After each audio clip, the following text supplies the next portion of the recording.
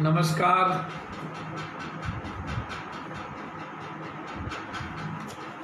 दुख पहुंचता है जब देश की सत्ता जनता के द्वारा बिहार की राज्य की सत्ता जिसको दी जाती है,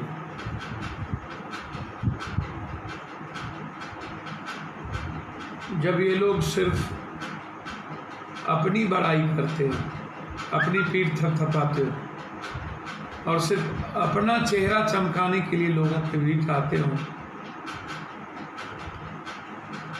जनता की बात ना हो। कल भी मन की बात थी, जनता की बात नहीं हुई। आज मुख्यमंत्री जी से बातचीत हो रही थी, गरीब नदारद थे, पीएम फंड्स का क्या हुआ उस पर कोई चर्चा नहीं थी। बस एक लाइन कह दिया गया कि अर्थव्यवस्था भारत की मजबूत रहेगी।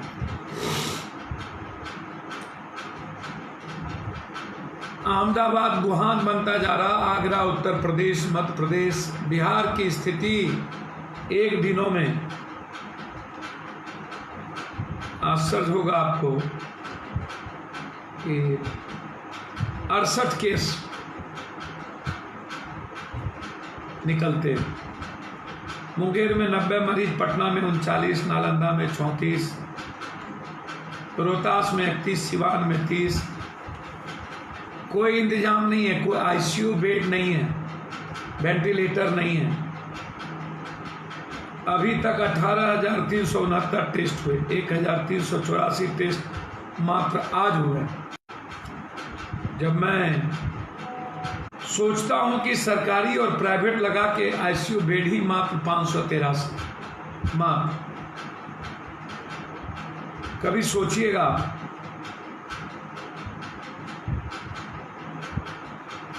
सरकारी अस्पतालों में 583 आईसीयू बेड है और प्राइवेट में 960 और 583, लगभग 1500, 1600, 1700 के लगभग हैं। 12.5 करोड़ की आबादी में 1700 आईसीयू बेड है हम लोगों के पास।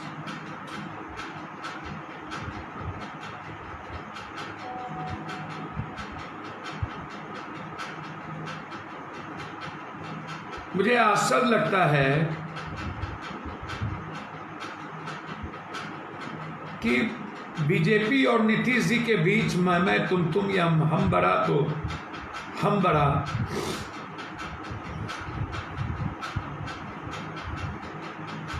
ये दो व्यक्ति का अहंकारों का क्लैश, जिद का क्लैश मुझे समझ में नहीं आया।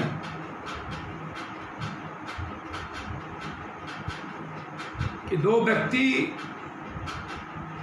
के कारण हम लोगों की स्थिति क्या हुई। 292 वेंटिलेटर हैं और 480 प्राइवेट अस्पताल में वेंटिलेटर, कुल वेंटिलेटर 771 है।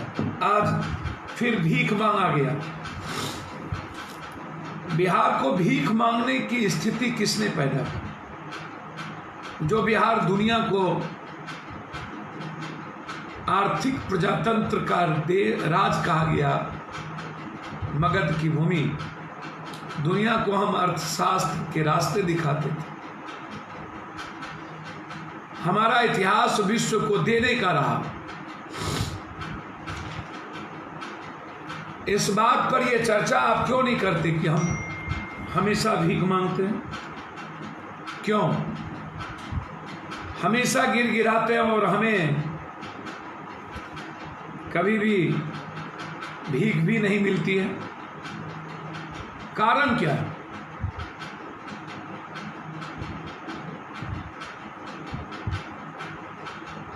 मुझे इस बात की समझ में नहीं आई।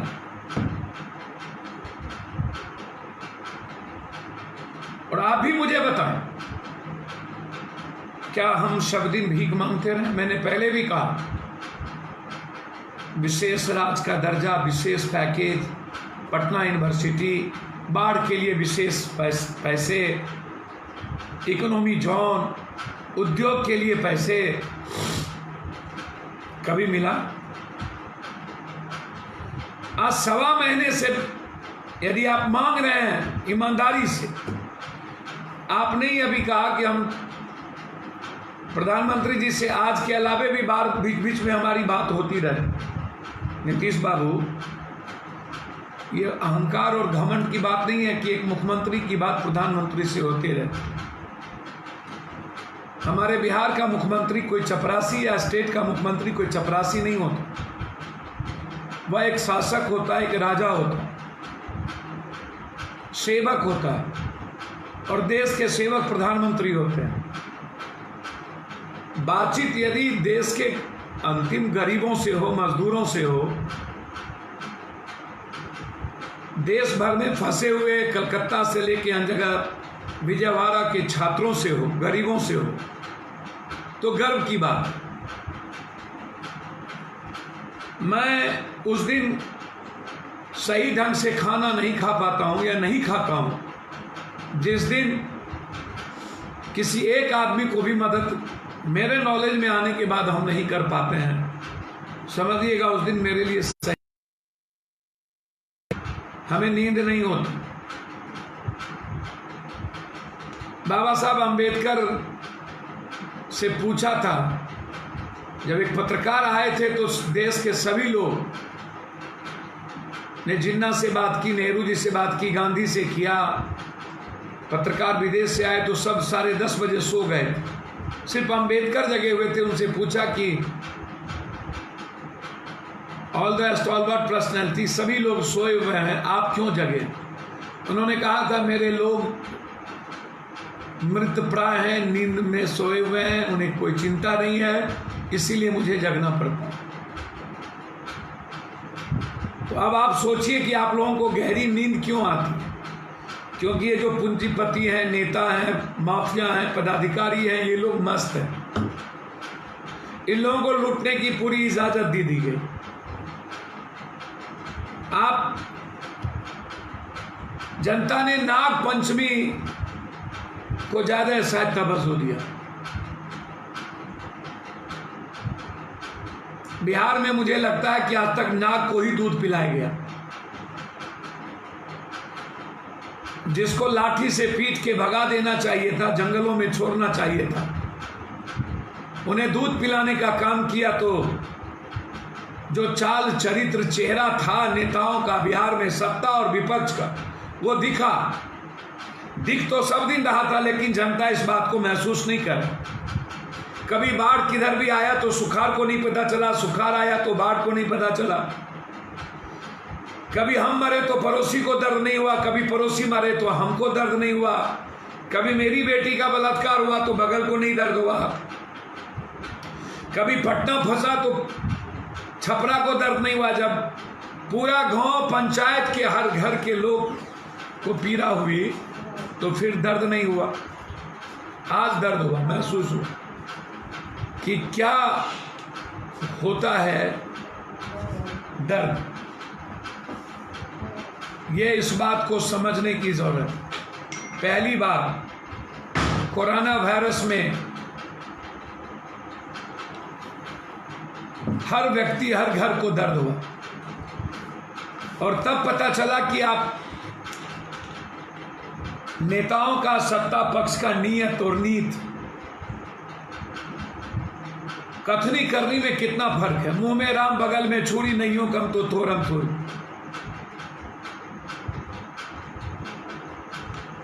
घातक हमला किया अपने भगवान पे।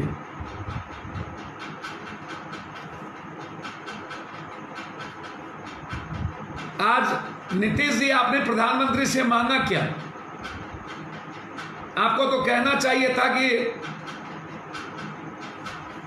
आप बिहार की जनता को भेजें। आपने तो पाठ पढ़ा दिया, सोशल डिस्टेंस का पाठ। आपके यहाँ 1.5 लाख लोग गए, उसको क्वारंटाइन किया। आप तो जांच का भी पाठ पढ़ा दिए, पल्स पोलियो के तरह, इसको भी आपने वही समझ लिया। जीविका दीदी को थर्मामीटर दे करके आपने कह दिया बुहान बनता जा रहा है नीतीश कुमार। बिहार की दुर्गति जो आप लोगों ने की है 30-40 सालों में, और जो अब भूख से मेंटल टॉर्चर करके आप बोलते कि आप ट्रेन और बस से मेरे लोगों को भेजिए, जब सभी जगह लोगों ने अपने लोगों को लाया तो आप तो उल्टे ही पाठ पढ़ाने लगे कि इससे लोगों पर बुरा असर पड़ता है। केंद्र सरकार चित भी मेरी पट भी मेरी गठबंधन की सरकार है, आप बगल में भी आपकी सरकार है बीजेपी। उसने जब बीजेपी की ही गवर्नमेंट मध्य प्रदेश, उत्तर प्रदेश, सभी जगह लोग ला रहे हैं, तो फिर आप कौन सा पाठ पढ़ा रहे थे आज प्रधानमंत्री जी? आपने किसानों पर फोकस नहीं किया, दोहरी मार किसानों को लगी, नहीं किया, पैकेज नहीं मांगा आपने। आप प्रधानमंत्री जी से कहे कि कोटा में या फंसे हुए मजदूरों को आप खाना की व्यवस्था करें। देश भर में तमिलनाडु, आंध्र प्रदेश से लेके आसाम, सभी जगह, बॉम्बे, महाराष्ट्र में लोग फंसे हैं। लोग मरने पर, आत्महत्या करने पर मुझे डेली 4000-6000 फोन आता है, और सारे फोन मिला करके लगभग 7000 क्रॉस करता है। व्हाट्सएप आता है लगभग 3000-4000, मैसेज आते हैं मेरे फोन पर 400-500। मेरे पीए अजय जी के फोन पर अलग मैसेज है, पप्पू जी के फोन पर अलग मैसेज है। 7 आदमी, एक आईटी सेल बैठा हुआ है, डेली लाख रुपया अकाउंट में भेजना। आपने कह दिया हमको 25 लाख, एप्लीकेशन आया जिसमें 15 लाख भेज दिया। आपका ना टेलीफोन उठता, ना ऐप है। किसको भेजा आपने? एक तरफ पीएम केयर फंड्स, एक तरफ मुख्यमंत्री फंड। आप लोग ले तो लेते हैं, पूंजीपति अपने काला धन को व्हाइट करने के लिए दे तो देता है, इस पर कोई जांच नहीं है। आप कहां लगाएंगे उसको कोई पूछने वाला आपके पैसे को होगा नहीं। इसमें भी घोटाला आएंगे उस पर। पीडीएक्स सिस्टम को लेकर डेली मारपीट आपके यहां हो रही है, लगातार हंगामा। आज आपके जनप्रतिनिधि मुखिया जी लोग मधेपुरा के पुरैनी में लॉकडाउन को धज्जी उड़ा दी। आपके एमपी लोग लॉकडाउन तोड़ करके गए, सबको वीआईपी पास मिल रहा है, उनके लिए आप का आत्मा परिवर्तन नहीं हुआ। आपको लॉकडाउन में सिर्फ मजदूर और बाहर फंसे बच्चे ही नजर आ रहे हैं, और जो 1 लाख लोग पैदल गए मौत के मुंह में, उस पर आपने कुछ नहीं कहा। आप कहते कि मैं क्वारंटाइन करूंगा, जांच करा लूंगा, भेजिए। आप हिम्मत दिखाते, आप आज सब कुछ कर दिया। जाओ जनता भगवान, कितना आपने नागों को दूध पिलाया है। सब ये एमएलए, एमपी, मंत्री, संतरी एक करैत सांप है, ये डसेगा आपको।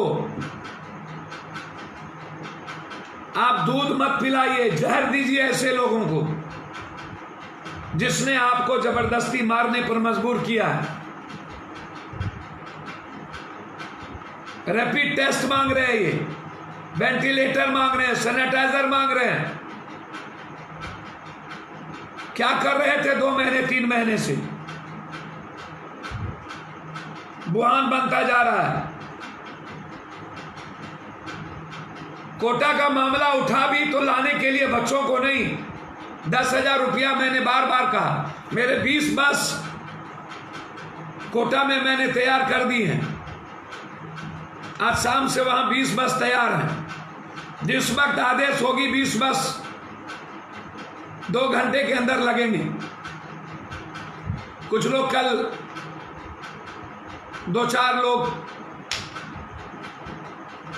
जो आदमी अपनी जिंदगी की परवाह 1.5 महीना लगातार हर दिन सुबह से शाम लोगों के बीच बांटता रहा हो खुद, उससे भी आप सवाल पूछिएगा। राजनीति, जो आदमी पानी में घर में ना गया हो 14 दिन 16 दिन और कभी बिहार के सवाल पर घर नहीं लौटे, और जिस आदमी को मधेपुरा सहरसा के लोगों ने, सुपौल के लोगों ने, कोसी के लोगों ने लात मार के भगा दिया हो, सेवा करने के बाद बेटे के बाद जीते जी जहर दिया, जिसको मैंने मां माना उसी ने हमें जहर दिया, और उसके बाद सरवन के तरह पप्पू यादव बुढ़ापे में मां को कंधे पर लेकर के चल दिया सेवा करने। उस सरवन से आप क्या पूछिएगा, उस अर्जुन से आप क्या पूछिएगा जिसका लक्ष्य सिर्फ जनता हो, भगवान हो, इंसानियत हो, हिंदू मुसलमान बैकवर्ड फॉरवर्ड धर्म मजहब ना हो। आज जो अहमदाबाद ट्रंप नमस्ते ट्रंप आए थे, वहां कौन सा जमात है? इंदौर में कौन सा जमात था? आगरा में कौन सा जमात था? क्या नहीं करने की कोशिश की आप लोग इस कोरोना वायरस को? और पत्रकार लोगों ने तो उनको बस चले तो क्या कर दे इस देश को कहना मुश्किल। नीतीश जी, मेरा सवाल सीधा है, चुनौतियां बढ़ रही है, जिद आपका कम नहीं हो रहा है। राजधानी में 5-5 रिहायशी इलाके में कोरोना वायरस पॉजिटिव मिल रहा है, पूर्णिया में मिला, और आप अपनी ही गथा में 3 दिनों में लगभग 100 पेशेंट बिहार में आए। 3 दिनों में 300 से ऊपर हो गया। जब बिहार के देश के सभी हिस्सों में पत्रकारों का जांच हो रहा है तो बिहार में भी तो जांच करवा लीजिए नीतीश जी। अरे पत्रकार तो आपको बचा के रखा जिंदगी भर, और ये बड़े बड़े मीडिया घराना, बड़ी बड़ी टीवी के जो आपसे पैसे लेने वाले जो लोग हैं, वहां जो एंकर लोग बैठे हैं उसका नाम नहीं लूंगा, जो दलाल टाइप के वो लगातार आप कम से कम उनकी तो जांच करा लीजिए। ये आग्रह है आपसे। आपने अपने जनता के लिए कुछ नहीं मांगा,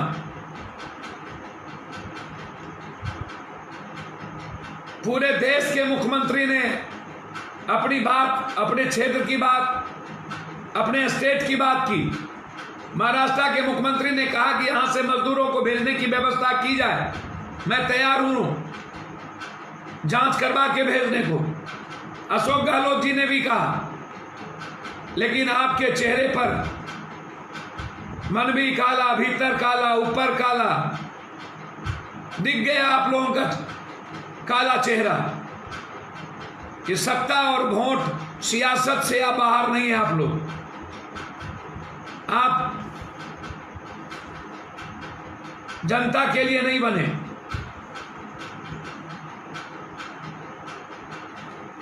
इतनी बड़ी घोटाला, मुनाफाखोर लोगों को किट्स में भी आज आईसीएमआर ने रैपिड टेस्ट खरीदने पर जो खरीदा गया उसको जांच के लिए रोक लगा दिया गया कि कोई जांच नहीं होगा, ये लौटेगा।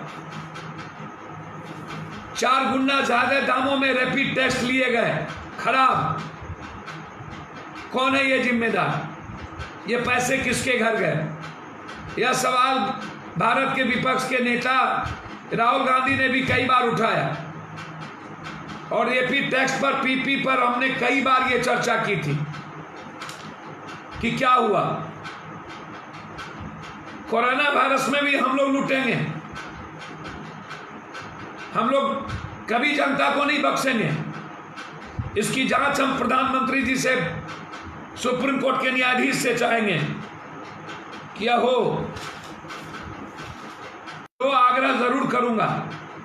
प्रधानमंत्री केयर्स फंड, प्रधानमंत्री नेहरू जी ने फंड बनाया था, राष्ट्रीय राहत कोष धनराशि इस्तेमाल अब तो बाढ़, चक्रवात, भूकंप आदि जैसी प्राकृतिक आपदा के लिए होने लगा। उस वक्त पाकिस्तान से विस्थापित लोगों को मदद के लिए ये बनी थी। अब प्राकृतिक आपदा में मारे गए लोग, परिजन से बड़ी दुर्घटना, दंगों में पीड़ित, हृदय शल्य चिकित्सा, गुर्दा प्रत्यारोपण, कैंसर आदि के उपचार के लिए कोष सहायता दी जाती। प्रधानमंत्री राष्ट्रीय राहत कोष के केवल जैसे अनुदान है, योगदान स्वीकार करता है। आयकर की धारा 80G के तहत आयकर से छूट प्राप्त है लोगों को, इसीलिए काला धन लुटेरे लोग ज्यादा पैसा डालते हैं। प्रधानमंत्री राष्ट्रीय राहत कोष की धनराशि का इस्तेमाल प्राकृतिक आपदा, मारे गए परिजन, दुर्घटना, ऐसे चीजों के लिए होने लगे। योगदान में Bhim app, UPI, VPA, credit card, debit card अथवा भारतीय बैंकों के नेट बैंकिंग का अनुदान कर सकते हैं। PM केयर फंड क्या है? पहले तो आप ये समझिए कि प्रधानमंत्री राहत कोष का नाम जैसे और चीजों का बदला गया, इसका बदल दिया जाता, लेकिन ये बिल्कुल अलग। कुछ दिन पहले citizen assistance and relief in emergency situation, आपात स्थितियों में प्रधानमंत्री नागरिक सहायता राहत कोष यानी PM केयर्स फंड की घोषणा की। नागरिकों और कॉरपोरेट घरानों से इस फंड में दान करने की अपील की गई। कहा गया इसमें जो पैसा आएगा उसमें कोरोना वायरस के खिलाफ युद्ध को मजबूती से मिलेगी। इस फंड की शुरुआत के वक्त सरकार की ओर से जो बयान जारी किया गया, कोविड-19 महामारी से उत्पन्न चिंताजनक हालत जैसी किसी भी प्रकार की आपात स्थिति या संकट से निपटने प्राथमिक उद्देश्य विशेष राष्ट्रीय कोष बनाने की आवश्यकता को ध्यान रखते हुए इससे प्रभावित लोगों को राहत प्रदान करने के लिए PM केयर्स फंड का नाम सार्वजनिक धर्मार्थ ट्रस्ट बनाया गया।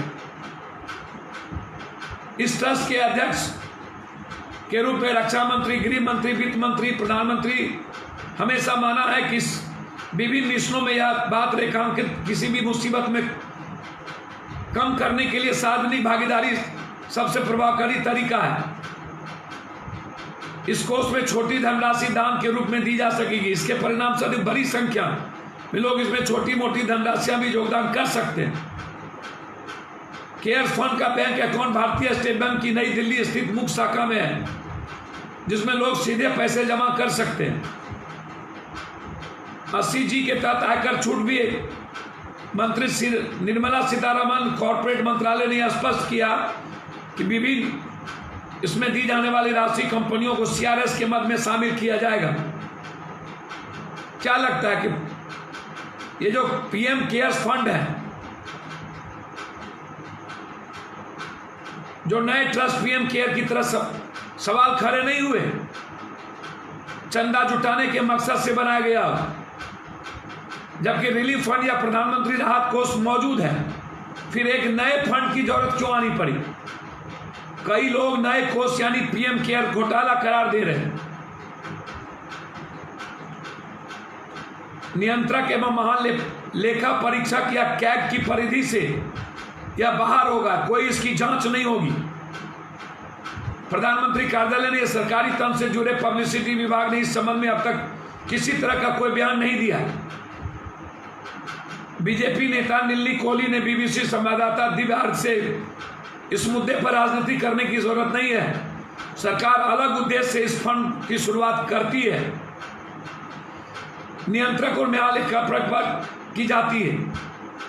शशि थरूर ने प्रधानमंत्री की कैंची शब्दावली को लेकर खास दिलचस्पी को देखते हुए सीधे तौर पर प्रधानमंत्री राष्ट्रीय राहत कोष या PNRF का नाम बदलकर PM केयर किया जा सकता था, लेकिन एक नए ट्रस्ट की शुरुआत की गई जिसके नियमों और खर्चों को लेकर किसी तरह का स्पष्टता नहीं है।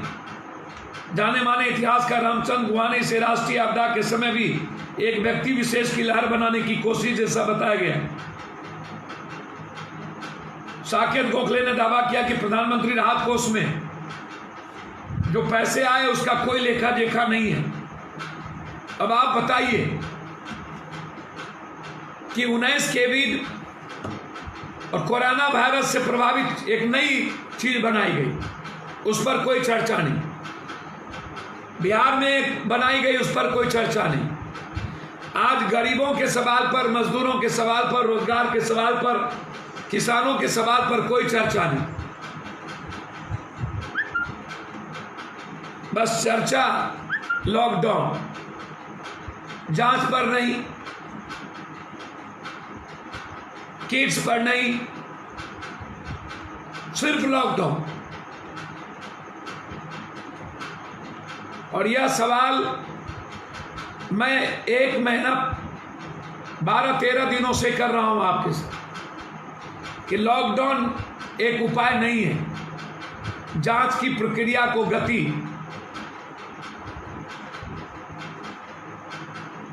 80-90% जो मजदूर और गरीब हैं वहां तक अभी हम नहीं पहुंच पाए। और हमारा जो बॉडी लेवल है,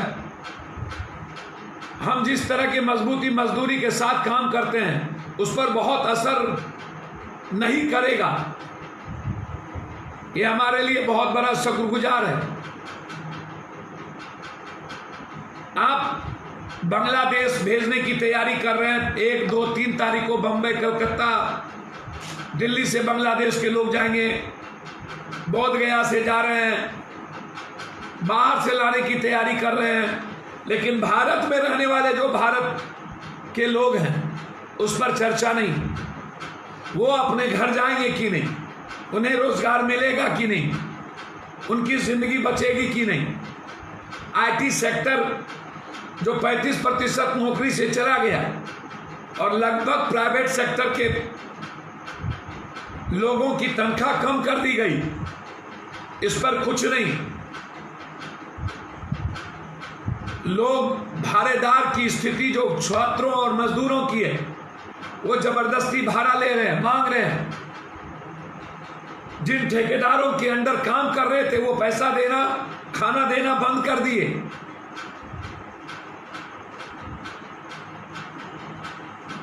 लघु उद्योग, कुटीर उद्योग बंद है, ऑनलाइन सब कुछ बंद है। तो फिर इस पर कोई चर्चा नहीं हुई कि हम जिंदगी जिएंगे कैसे। जो बिहार में मजदूर है उनको कुछ मिलता नहीं, किसानों की स्थिति दोहरी मार दुगुनी खराब हो रही है। तो बिहार जैसा राज्य जहां उद्योग नहीं है, कोई पहाड़ और अबरख नहीं है, बालू छोड़, ये मार जनता पर ही पड़ेगा ना।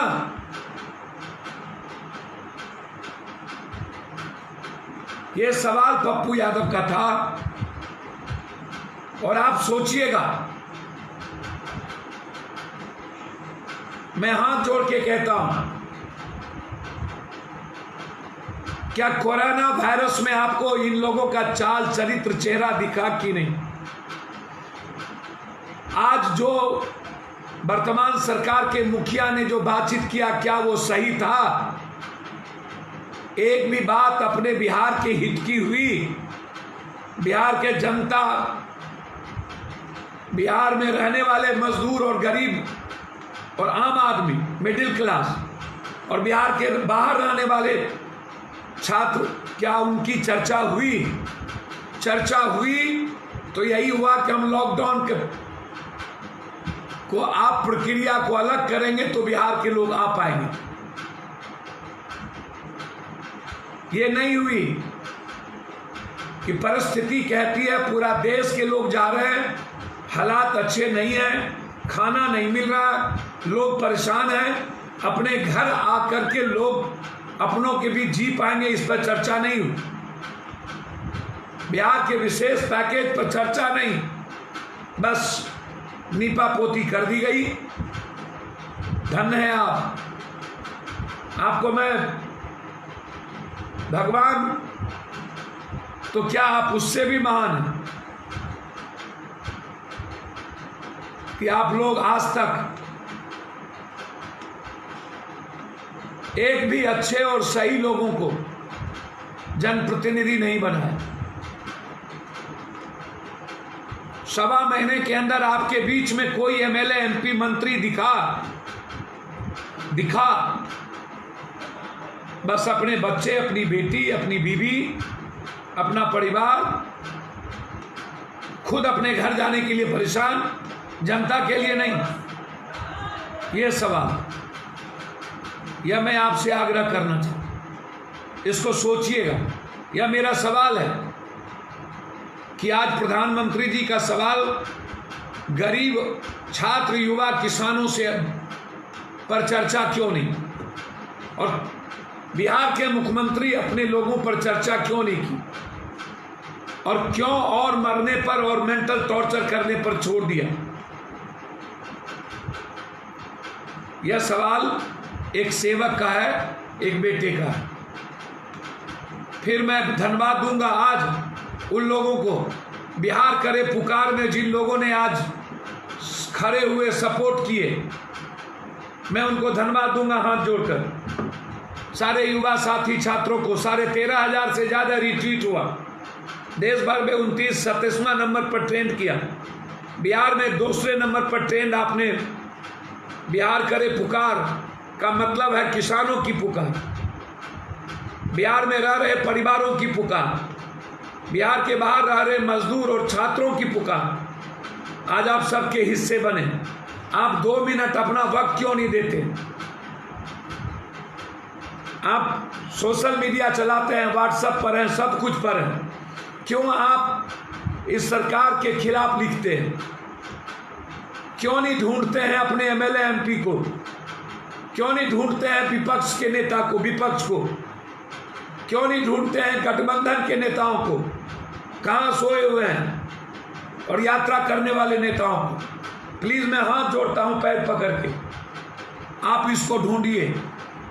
दिल से निकलेगा फिर ये बारू पिए लो, और नटवर लाल के तरह ठगेगा, और वही कहावत दाना डालेगा जाल बिछाएगा, जाल में फंसना नहीं, और आप फिर फंसते जाइएगा दाना की। प्लीज ऐसे लोगों के चाल चरित्र को पहचानिए, और ये जो नाक को दूध पिलाते रहे, अब लाठी हाथ में रखिए और ऐसे नाक को मार के धकेलिए जो आपके बीच जनता जाए। आज के चाल चरित्र से दिख गया कि ये लोग बिहार के जनता के प्रति संवेदनहीन है, संवेदना नहीं है। शुक्रिया, धन्यवाद, नमस्कार।